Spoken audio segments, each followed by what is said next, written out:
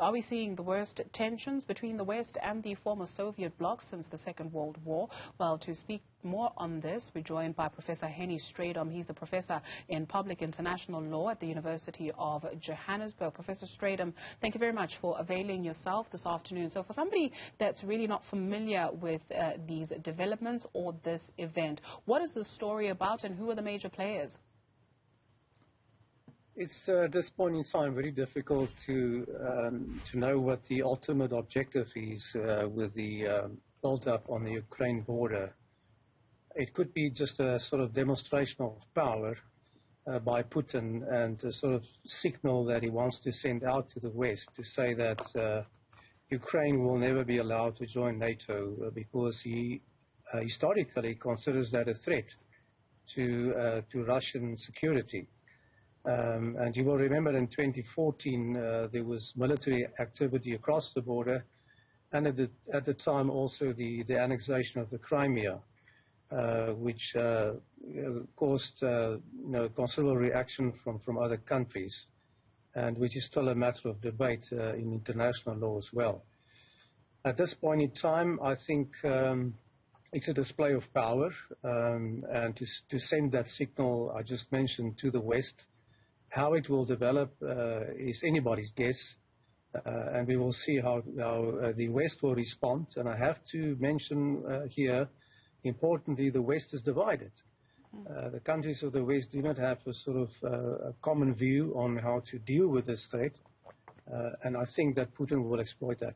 A demonstration of power you speak of, the Deputy Prime Minister of Britain saying that there's a very significant risk that Russia will mount an invasion of Ukraine. Do you perceive that this might happen? I think it's a threat. It's something that we should not discount. We've seen the action taken a few years ago by Russian troops in Ukraine, and that conflict is still ongoing, and what Russia has done in the Crimea. So it's not beyond them to do it. Whether they will, in fact, follow that route is an entirely different question and difficult to answer, because I think what will happen is Putin will test the West, so to speak, and see how they're going to react. And we must also remember that these issues are quite often discussed and handled and negotiated behind closed doors. The interesting thing is that countries like the United States has publicly made available the evidence it has on the activities on the Ukraine border, and this is an extraordinary step, because normally information of that kind is used and kept secret in order to have an edge on negotiations behind the scenes and behind closed doors. Much has been said about Russia's military precision.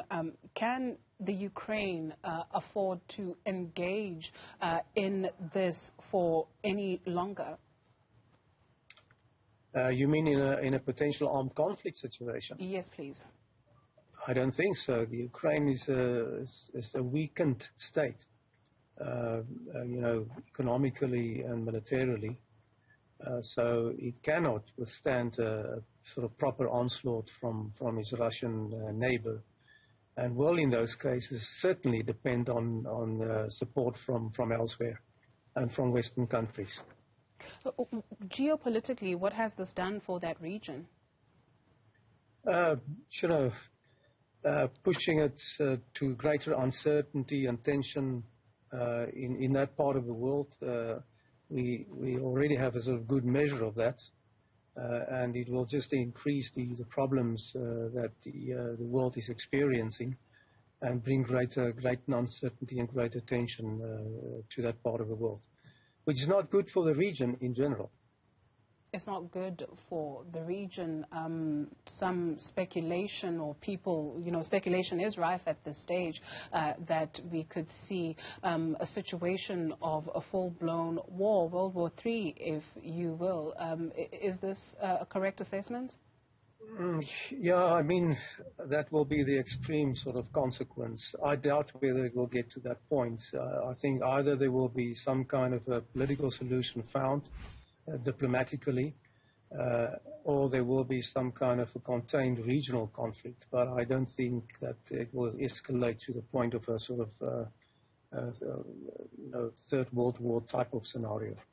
Professor Hennie Strydom, he's the Professor in Public International Law at the University of Johannesburg. Thank you very much for availing yourself this afternoon.